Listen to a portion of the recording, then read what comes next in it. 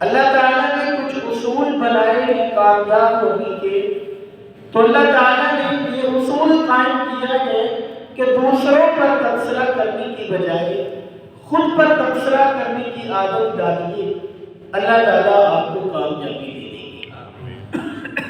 اسی موضوع کے اندر ہم نے بہت ساری بحث کی، بہت ساری باتیں سیکھی تھی، اور مجھے امید ہے کہ آپ بھی ایک ماہ کے اندر اپنی بہت زیادہ اصلاح بھی کی ہوگی، آپ لوگوں نے اپنے آپ کو بہت زیادہ بدلا بھی ہوگا، اور انشاءاللہ آپ اپنے آپ کو بدل کے بھی رہیں گے، کیونکہ یا مسلمان میرے نام سیرت کے مطابق طالب علم بننے کی زندگی گزارتا ہے، وہ سیکھنے سکھانے کی غرض سے ہی دینی مجالس کے اندر جا کے بیٹھتا ہے۔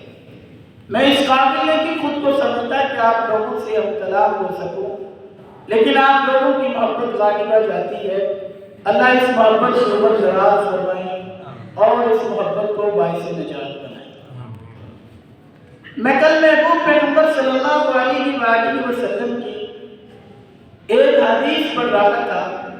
سیدنا برا بن عازب رضی اللہ تعالیٰ عنہ فرماتے ہیں کننا معنا رسول اللہ صلی اللہ علیہ وآلہ وسلم فی جنازتی، ہم محبوب پیغمبر صلی اللہ علیہ وآلہ وسلم کے ساتھ ایک جنازہ میں شریک تھے۔ جنازہ سے فارغ ہونے کے بعد فجلس شفیر القبر، محبوب پیغمبر صلی اللہ علیہ وآلہ وسلم قبر کے ایک کنارے پر بیٹھے، فبکا اور رونا شروع کر دیا، بہت روئے محبوب پیغمبر صلی اللہ علیہ وآلہ وسلم۔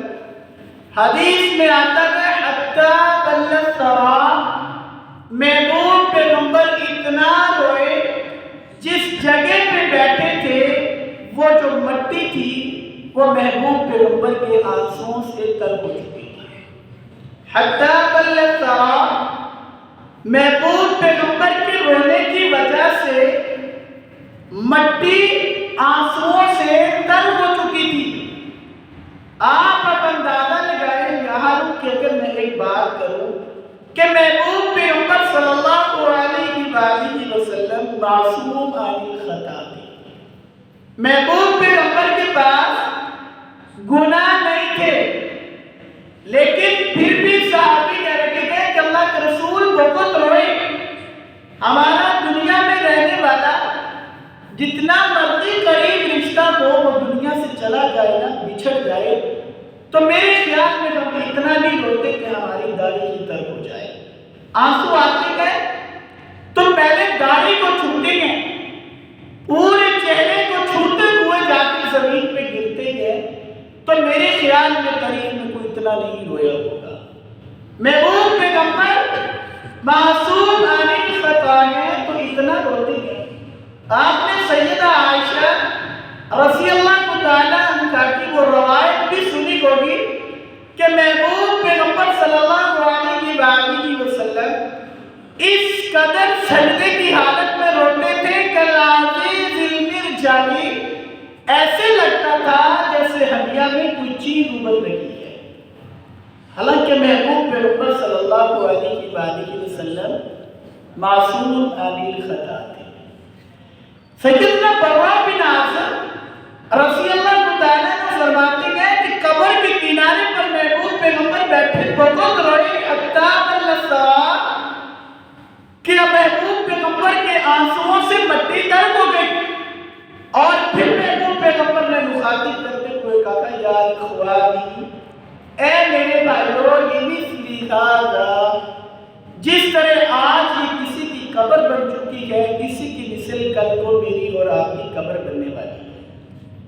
لمثل ھذا فأعدوا، جس طرح یہ قبر بن چکی ہے کل کو ہماری بننے والی ہے، فأعدوا، یہاں آنے سے پہلے اس کی تیاری کریں۔ یہاں اپنے بھی دفن کر کے جاتے گئے، دنیا سے جاتے گئے تو گھر والے بھی جنازے کا ٹائم طے پاتے ہیں، گھر والے بھی لوگوں کو کال کرتے گئے کہ ہمارا اپنا دنیا کو چھوڑ دیا گیا، فلاں وقت جنازہ ہے، ہماری اماں دنیا سے چلی گئی ہے، فلاں وقت جنازہ گئے، یہاں اپنے کی قبر پہ اتر کے دفن کرتے گئے، شاپر ڈالتے گئے، سلیبیں رکھتے گئے، مٹی ڈالتے گئے، کسی کو کچھ پکڑنے بھی نہیں دیتے، اپنے ہاتھوں سے مٹی ڈالتے ہیں۔ میں اپنے ابا کو خود قبر میں اتاروں گا، میں اپنی اماں کو خود قبر میں اتاروں گا، یہاں پہ کوئی کسی کا ساتھی نہیں ہے، فَأَعِدُّوا، یہاں آنے سے پہلے اس کی تیاری کرو۔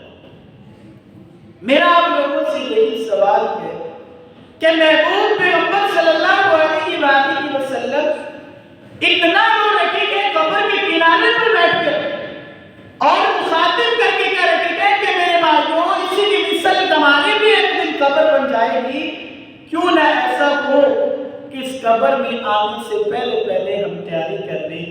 تو محبوب پیغمبر کی یہ روایت ہم نے بہت بار سنی ہوگی، ہم نے ہر روز ایک دن اپنی قبر کے قریب ہوتے ہیں ہم نے اپنی قبر کی کتنی سی تیاری کی ہے، اور قبر کا معاملہ معمولی نہیں ہے۔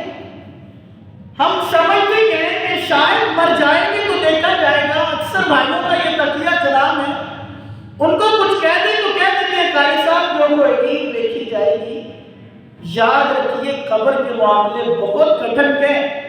محبوب پیغمبر کی وہ روایت آپ کو یاد ہوگی جس میں رسول اللہ صلی اللہ علیہ وآلہ وسلم نے کہا تھا، مجھے یہ تھا کہ میرے ساتھ کو قبر دبائے گی نہیں، میرے ساتھ کو قبر نے نہیں چھوڑا، میں اور آپ کیا چیز ہیں۔ قبر کا معاملہ معمولی اور آسان نہیں ہے، اور قبر میں کام آنے والی چیز کیا ہے جس سے انسان کو نجات ممکن ہوتی ہوگی۔ رونے سے انسان کے معاملات حل ہوتے ہیں نا۔ محبوب پیغمبر صلی اللہ علیہ وآلہ وسلم شاید اسی لیے اتنا رویا کرتے تھے۔ مجھے سیدنا ابو بکر صدیق رضی اللہ تعالیٰ عنہ کا وہ کہنا یاد آیا تو اپنے ساتھیوں کو مخاطب کر کے کہا کرتے تھے، میرے ساتھیوں رونا سیکھیے، رونے سے معاملات حل ہو جاتے ہیں، رونے سے انسان کے بگڑے معاملات سلجھ جاتے ہیں، جن کے معاملات الجھے ہوتے ہیں ان کو رونے کی عادت ہونا تو اللہ ان کے معاملات کو سلجھاتے ہیں۔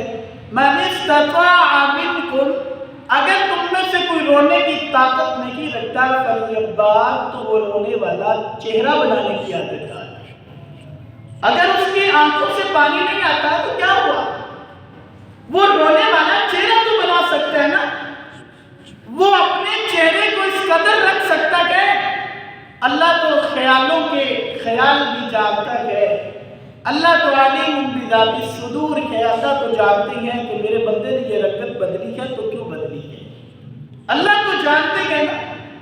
اکثر آپ نے دیکھا ہوگا ہم کہہ دیتے ہیں نا، یار بندہ روپے گا، اس بچے کی عادت تو میں واقف ہوں، انہیں روپے انہوں شہر دیتے۔ سیدنا ابو بکر صدیق کہہ رہے کہ رونے کی عادت ڈالیے، اللہ بھی اتنے کی غفور الرحیم ہے، قدردان ہے، اور ماں سے زیادہ محبت کرنے والے ہیں۔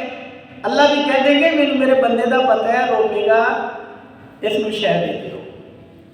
اور فرمایا اگر رونے والی آپ میں طاقت نہیں ہے، آنسو نہیں آتے، رونا بھی چاہتی ہیں، مَنِ اسْتَطَاعَ مِنْكُمْ فَلْيَبْكِ، تو کوئی بات نہیں، رونے والا چہرہ بنا لیا کرو۔ اکثر ہمارے کا یہ بات بھی مشہور ہے، رونا لا منہ کر لے تو پہلے کے روپے میں شہ دیتے اے مسکینہ رنگا، یتیمہ رنگا چہرہ بنا لیا، انہوں یا شہ دے دیو۔ اگر آپ کو رونا نہیں آتا تو رونے والی حالت ہی بنا لیں، اللہ تعالیٰ آپ کے لیے خیر کے دروازے کھول دیں۔ آپ اندازہ کیجئے کہ محبوب پیغمبر صلی اللہ علیہ وآلہ وسلم رو رہے ہیں، تو یہ ہمارے لیے تربیتی ڈھانچہ ہے کہ ہم بھی رونے والے بن جائیں، ہم بھی اپنے آپ کو رونے کی عادت ڈال دیں، ہم بھی ہاتھ اٹھائیں تو آنکھیں فوراً بہ پڑیں کہ میں اللہ رب العزت کے سامنے حاضر کو جھکا دوں، اس اللہ سے بڑی دنیا میں کوئی بھی طاقت اور ذات موجود نہیں ہے۔ ہمیں رونا نہیں آتا نا، اور ہم سمجھتے ہیں کہ مرنے کے بعد کے معاملات بڑے آسان ہیں، ہم سمجھتے ہیں قبر میں جائیں گے تو دیکھا جائے گا جو ہوگا۔ اکثر لوگوں کا یہ تکیہ کلام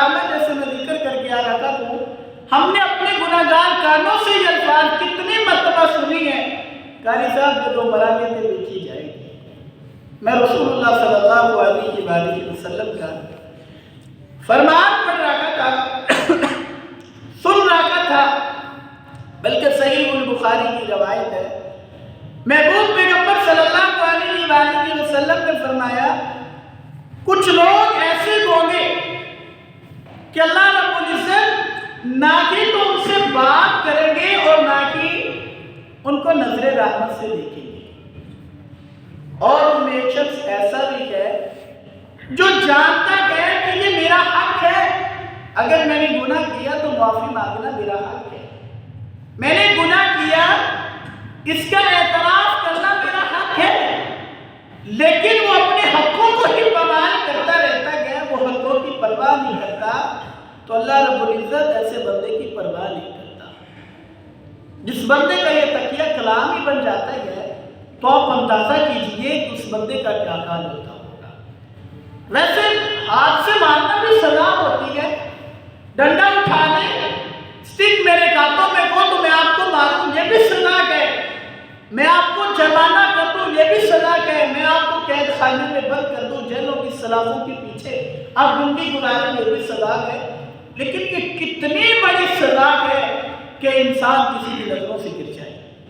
آپ کی زندگی میں کتنے ایسے واقعات ہوئے ہوں گے، آپ کہتے ہوں گے فلاں بندہ نا میری نظرہ تو ڈگ پہ ہے، اب یہ میری نظروں میں نہیں ہے، میرا دل نہیں کرتا اس سے بات کرنے کو، ہماری یہ کفیلت ہے، تو اللہ رب العزت اگر نظروں سے گرا دے تو اس بندے کا کیا حال ہوتا ہے؟ اللہ رب العزت کی نظروں سے گر جانا کوئی معمولی بات ہے؟ اللہ کی نظروں سے گر جانا ہمارے لیے عام بات ہے، اور ہم ایک دوسرے کے حق دبانے میں صف اول میں نظر آتے کہ ہمیں کوئی چیز ملے صحیح، ہمیں نظر آ جائے تو ہمیں لاکھ قسمیں اٹھا کے جھوٹ بولنا پڑے، کب بولتے ہیں ہم اس پر فوری قبضہ کر جاتے ہیں۔ محبوب پیغمبر صلی اللہ علیہ وآلہ وسلم یہاں کی اگر ایک روایت رکھ لے صحیح البخاری کی، محبوب پیغمبر صلی اللہ علیہ وآلہ وسلم نے فرمایا وہ شخص جو قسم اٹھاتا گیا، کاذبۃ جھوٹی اٹھاتا گیا، بعد العصر عصر کے بعد اٹھاتا کیوں گیا، لیا بتاتے آپ بجا مالا، اٹھاتا اس لیے گیا کہ میں اپنے بھائی کا حق اپنی طرف لے آؤں، جو چیز اس کے پاس ہے وہ میرے پاس آ جائے، رجل مسلم جس سے لینا چاہتا گیا وہ بھی مسلمان ہے، تو یہ اس کیٹیگری میں آتا گیا جس کے بارے رسول اللہ صلی اللہ علیہ وآلہ وسلم نے فرمایا ثلاثۃ لا یکلمہم اللہ یوم القیامہ ولا ینظر الیہم، نہ کہ تو اللہ نے اس سے بات کرنی ہے اور نہ کہ نظر رحمت سے دیکھنا ہے، اللہ نے اس کو نظروں سے ہی گرا دینا۔ اور ہمارے یہاں یہ غلطی معروف اور مشہور عام پائی جاتی ہے ہمارے اندر، ہم اپنی غلطیوں کو دہرانے جا رہے ہیں اور پھر دیکھتے ہیں کہ ہماری اصلاح کیسے ممکن ہے، جیسے ہم کہتے ہیں نا کہ مریں گے تو دیکھا جائے گا، جو ہوئے گا دیکھا جائے گا، حساب ہوئے گا دیکھا جائے گا، جب قاری صاحب فرشتے آن گے دیکھا جائے گا، قاری صاحب میں اپنی قبر اندر جانا، تسی اپنی قبر اندر جانا، تسی ساڑھا ٹھیکہ لیا نہیں، یہ بات نہیں، ٹھیکہ کوئی بھی کسی کا نہیں لیتا، کسی کی لگن اور طلب یہ ہوتی ہے کہ کسی کی زندگی کا رخ بدل جائے۔ کب تلک آپ ٹیڑھی پٹڑی پہ اپنی زندگی گزارو گے، کب تلک محبوب پیغمبر کے فرامین کو پسے کچھ ڈال کے زندگی گزارو گے؟ دنیا چھوڑ کے جانا گئے، کوئی بھی یہاں پہ رہنے کا ٹکٹ نہیں لے کے آتا، اور یہ آپ اتنی جو منمانی کی زندگی گزارتے ہیں نا، محبوب پیغمبر کی مجھے حدیث یاد آئی صلی اللہ علیہ وآلہ وسلم، آپ نے کئی بار یہ سنی ہوگی کہ کل قیامت والے دن انسان کہے گا اللہ صبح تو گیا تھا، دوپہر کو تمہیں واپس بلا دیا، اللہ دوپہر کو جانا ہوا، شام کو واپس آ گئے، اتنے تو زندگی ملی نہیں، شام کو گئے صبح واپس آ گئے، اتنا موقع ملا بھی ہمیں کہا تھا، اللہ اتنا موقع ہی نہیں تھا، ہم تو بس آنے جانے کے لیے گئے تھے، اور اتنا گہرا اور اتنا کھڑا ہمارا حساب کیا جا رہا ہے۔ اور اگر سورۃ الانبیاء کی آیت کو ملائیں جس میں اللہ کہتے ہیں کہ اقترب للناس حسابهم وهم في غفلة معرضون، ان لوگوں کا حساب بالکل قریب آ چکا ہے اور یہ لوگ غفلت میں زندگی گزار رکھے گئے، ان کو پرواہ نہیں، ان کو خبر گیری بھی نہیں ہے۔ اور میں بات کر رہا تھا کہ جو ہم نے پچھلے شب تربیت میں سیکھا تھا کہ جب تک ہم اپنی اصلاح نہیں کرتے تب تک دنیا بہتر نہیں ہوتی، تب تک آخرت بہتر نہیں ہوتی، اور کب تک ہم ٹیڑھی پٹڑی پہ زندگی جیئیں گے۔ اور اگر اسی پٹڑی پہ زندگی جیتے جیتے موت آ گئی، آپ کو پتہ ہے کہ جب ریل گاڑی لائن سے اتر جاتی ہے تو اس کی حالت کیا ہوتی ہے، کتنا گہرا حادثہ ہوتا ہے۔ اور ہماری بھی اگر ریل سیدھی نہ چلی اور پٹڑی سے اتر گئی تو آپ خود اندازہ لگا لیں کہ ہماری قبر کا کیا حساب ہوگا اور ہماری آخرت کا کیا حساب ہوگا۔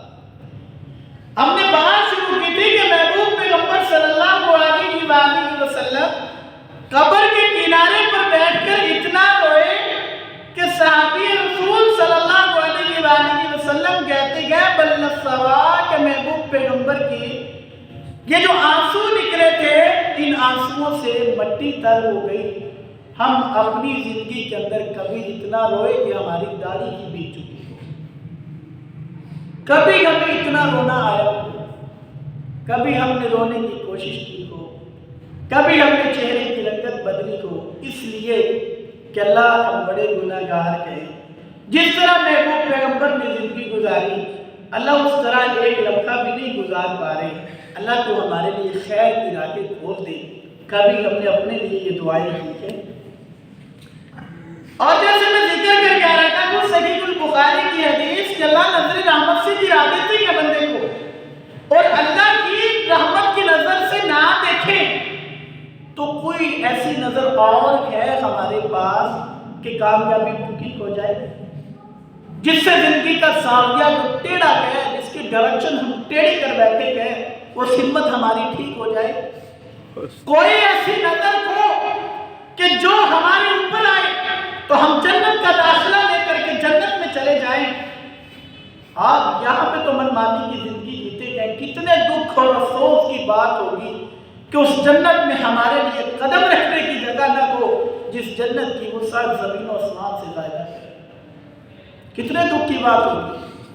محبوب پیغمبر صلی اللہ علیہ وآلہ وسلم کی آپ نے حدیث سنی ہوگی کہ قبر یا تو جنت کا ایک باغ ہے یا پھر جہنم کا گڑھا ہے۔ محبوب پیغمبر کی حدیث ہے کہ قبر یا تو جنت کا باغ ہے یا پھر جہنم کا گڑھا ہے۔ آپ خود اندازہ کیجیے کہ کتنے دکھ اور افسوس کی بات ہوگی کہ ہم زمین پہ تو اپنی منمانی کی اپنے لفظوں کی زندگی گزار لیتے ہیں کہ جب مریں گے تو دیکھ لیں گے۔ کتنے دکھ اور افسوس کا مقام ہوگا وہ جنت جس کی وسعت زمین و آسمان سے زائدہ ہے اور اس میں ہمارے لیے جگہ ہی نہیں ہے۔ ہم اپنی زندگیوں کو کتنا ٹیڑھا کر دیا۔ تو آئیے پھر دیکھتے ہیں کہ ہماری زندگیاں خوبصورت کیسے ہو سکتی ہیں، ہماری قبر کے معاملات ٹھیک کیسے ہو سکتے ہیں۔ میں نے پچھلی شب تربیت کے اندر بھی یہ بات ذکر کی تھی کہ ہم نماز کے اندر اللہ رب العزت سے سوال کرتے ہیں کہ اللہ ہمیں انعام والے لوگوں میں شامل کر دے، صراط الذین انعمت علیہم۔ ہم سوال کرتے ہیں اللہ انعام والوں کی راہ پہ ہمیں چلا دے، ان لوگوں کا ساتھ دے دے جن پر تو نے انعام کیا گیا ہے۔ تو محبوب پیغمبر صلی اللہ علیہ وآلہ وسلم کی بتائے ہوئے طریقوں پر ہم نماز تو پڑھتے گئے، لیکن آج تک ہم نے کبھی اپنی زاویہ ڈائریکشن ٹھیک کرنے کے لیے پوچھا ہو کہ اللہ نے انعام کن لوگوں پر کیا ہے۔ اللہ قرآن مجید میں کہتے ہیں اولئک الذین انعم اللہ علیہم من النبیین۔ سب سے پہلے اللہ تعالیٰ نے ذکر کی یہ کیا ہے کہ میں انعام کرنے والا ہوں، تو نبیوں کی جو لڑی ہے، نبیوں کے راستے پہ چلنے والا ہے، میں اس پر انعام کرتا ہوں۔ نبیوں کا کیا کام تھا؟ نبی بزنس مین تھے، بڑے بڑے آپ تاجر تھے، تجارت کرتے تھے، لیکن میں نے پچھلے شب تربیت میں بھی شاید یہی ذکر کیا تھا کہ کبھی آپ نے پڑھا ہو کہیں تاریخ کی کتابوں کے اندر کہ فلاں صحابی رسول اللہ صلی اللہ علیہ وآلہ وسلم کا بے نماز تھا، یا وہ جھوٹ بولتا تھا. آپ سوچ بھی نہیں سکتے، میں یہاں کچھ کہہ دوں تو آپ میرے گریبان کو پکڑنے کیوں آئیں گے. کبھی آپ نے یہ سنا یا پڑھا تھا؟ نہیں. ان کا کیا کام تھا؟ نبیوں کا کیا کام تھا؟ یہی پیغام رسول اللہ صلی اللہ علیہ وآلہ وسلم نے دیا تھا، بلغوا عنی ولو آیا. نبیوں کا یہی کام ہوتا ہے. ایک آیت بھی سیکھ لیتے ہیں، ایک آیت کا علم ہو جاتا ہے تو وہ فوراً بتاتے ہیں کہ اللہ کے رسول صلی اللہ علیہ وآلہ وسلم کا فرمان ہے. اللہ رب العزت کو مطلوب زندگی یہ ہے. اور آپ قرآن مجید کی آیت اکثر سنتے ہیں، کنتم خیر امۃ اخرجت للناس تأمرون بالمعروف وتنہون عن المنکر. اللہ رب العزت نے آپ کو بہترین امت کس وجہ سے کیا؟ سارے امتی کی حیثیت سے تشریف فرما گئے، میں بھی امتی ہوں، آپ بھی امتی تشریف فرما گئے. اللہ نے آپ کو بہترین امت کس وجہ سے کہا گئے، اخرجت للناس تأمرون بالمعروف وتنہون عن المنکر. اسی لیے کہ آپ لوگوں کی بھلائی چاہتے ہیں، لوگوں کا نقصان نہیں چاہتے. آپ لوگوں کو جہنم کی پٹڑی سے اتار کے جنت کا راہ دکھاتے ہیں. آپ ان کی زندگی کے زاویے ٹھیک کرنے میں اپنی زندگی صرف کرتے ہیں. آپ دیکھتے ہیں جہاں برائی ہوتی ہے اسے روکتے ہیں، آپ وہاں پہ نیکی کی تلقین کرتے نظر آتے ہیں. اسی لیے اللہ تعالیٰ نے آپ کو بہترین امت کہا ہے. آپ کے بہترین ہونے کا سبب یہ ہے، معذرت کے ساتھ برا لگے تو معافی کی نظر کیجئے گا، اگر ہمارے اندر یہ سبب موجود نہیں ہے، ہم دین کی بات سنتے تو گئے، لوگوں کو بتاتے نہیں.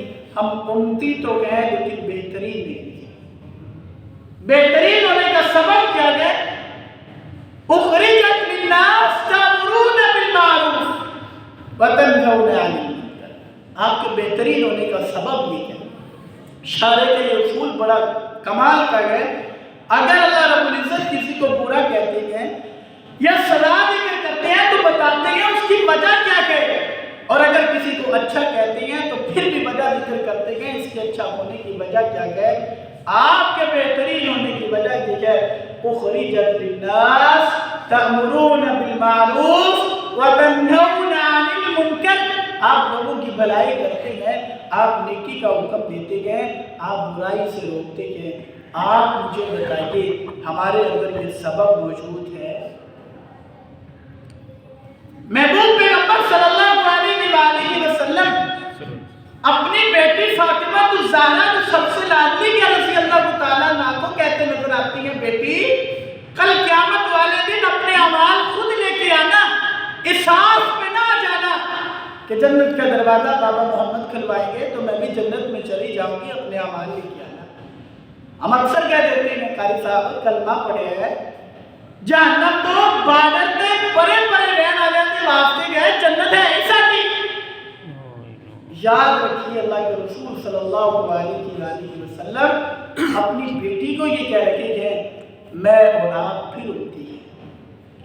جانتے ہو نا اولاد سے بڑا پیار ہوتا ہے، اور جو سب سے چھوٹا کو پھر بیٹی کو اس سے کتنا پیار ہوگا، وہ پھر جو لاڈلی کو کتنا پیار ہوگا. ہمارے اور رسول کے پیار میں بھی تو فرق ہے نا. محبوب پیغمبر صلی اللہ علیہ وآلہ وسلم سب سے لاڈلی بیٹی کو یہ کہتے ہیں، اور میں اور آپ امتی ہیں، اور ہمارے اندر تو بہترین ہونے کا سبب موجود نہیں ہے. ہم تو خالی عام امتی لگے پھرتے گئے. تو ہم یہ جملہ کہیں کہ مرنے پہ دیکھی جائے گی، آپ اپنی آخرت کو خود اپنے ہاتھوں سے آگ لگا رہے ہیں، آپ خود اپنے آپ کو برباد کر رہے ہیں، آپ خود اپنی تباہی کا سبب ثابت ہو رہے ہیں. آپ کی تباہی کوئی اور نہیں کرنے جا رہا، آپ خود کر رہے ہیں. رسول اللہ صلی اللہ علیہ وآلہ وسلم جس طرح زندگی گزار کے گئے تھے وہی زندگی میرے اور آپ کے لیے بہترین نمونہ ہے. اگر اس کے برعکس ہم زندگی گزاریں گے تو ہم مارے جائیں گے. جو ہم نماز کے اندر انعام والوں کا ساتھ مانگتے ہیں، ہم پھر اس ساتھ سے ساری زندگی محروم رہیں گے. آپ کسی بھی مسند علماء سے جا کے پوچھ سکتے ہیں، آپ کسی بھی مفکر سے جا کے پوچھ سکتے ہیں، مذکر سے جا کے آپ پوچھ سکتے ہیں، وہ آپ کو بتائے گا اگر نبیوں والے کام آپ پہ نہیں گئے، صدیقوں والے نہیں گئے، شہیدوں والے نہیں گئے، صالحین والے کام آپ کے اندر موجود نہیں گئے، آپ نماز میں جیسے مرضی نام والوں کا ساتھ مانگتے رہے، اللہ تعالیٰ آپ پر انعام نہیں کریں گے۔ آپ خود اندازہ لگا لیں کہ نبیوں کا کیا کام تھا۔ نبیوں کا کام کیا تھا؟ لوگوں کو دین کی طرف لے کر کے آنا۔ اور آپ نے یہ کتاب تاریخ کی کتابوں میں یہ بھی پڑھا ہوگا کہ محبوب پیغمبر صلی اللہ علیہ وآلہ وسلم جب گلیوں میں نکل کے دین کی دعوت دیا کرتے تھے نا، سکے چچا جولی میں پتھر اٹھا کر کے کنکر مارا کرتا تھا اور یہ بات کہا کرتا تھا یہ جھوٹا نبی ہے، معاذ اللہ اس کی بات کو نہیں مانتا۔ آپ کر کے دکھائیں ایسے دین کا کام۔ ہمارے جہاں جاتے گئے تو پھولوں سے استقبال ہوتے ہیں۔ محبوب پیغمبر طائف کی وادی کے اندر دعوت دین کے لیے گئے، پتھر آئے تھے محبوب پیغمبر کے اوپر، لہو لہاب محبوب پیغمبر کو گئے گئے، واپسی کھجوروں کے باغ میں آ کے کھڑے ہوئے گئے۔ ایک محبوب پیغمبر صلی اللہ علیہ وسلم کو آنے والا انگور کھانے میں پیش کرنے جا رہا تھا کہ ہمارے ہاتھ تو بن پونے کھانے بنائے جاتے گئے، پھولوں کا استقبال کیا جاتا ہے، آپ ایسے دین کی دعوت کر کے دکھائیں۔ اکثر مثال آپ نے سنی ہوگی نا، پنجابی میں یہ دیتے ہیں کہ بڑیا لب جائے نا کہ قدر کوئی نہیں ہوتی۔ اگر فری میں حاصل ہو جائے تو ہمیں قدر نہیں ہوتی، اگر محنت کی ہو نا کچھ تو ہمیں احساس ہوتا ہے کہ میں نے اس کے پیچھے محنت کی ہے۔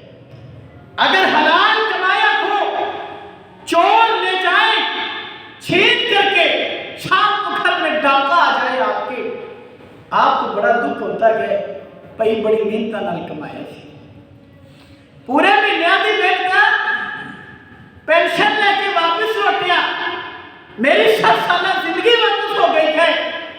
او بھائیو، آپ کیا تصور کرتے ہیں؟ آپ 60 سال زندگی گزار کے چاہیں اور آپ کے پاس ایک نیکی ایسی نہ ہو، جیسے میں پہلے ذکر کر کے آ رہا تھا، اس جنت میں آپ کے لیے جگہ ہی نہ ہو جس کی وسعت زمین و آسمان سے زیادہ ہے، کتنے دکھ اور افسوس کا موقع۔ آئیے نبیوں والے کام پہ آئیے، تھوڑی تھوڑی محنت کر لیجیے، آپ کو بھی پتہ چل جائے گا کہ دین کے اندر کتنی لذت ہے، آپ کو بھی پتہ چل جائے گا کہ دین کے مطابق زندگی گزارنے میں کتنا مزہ ہے، آپ کو بھی اس بات کا اندازہ ہو جائے گا کہ جو محبوب پیغمبر صلی اللہ علیہ وآلہ وسلم کے فرامین کے مطابق زندگی گزارتا ہے، اللہ تعالیٰ نے اس کے لیے کتنی کرم نوازیاں رکھی۔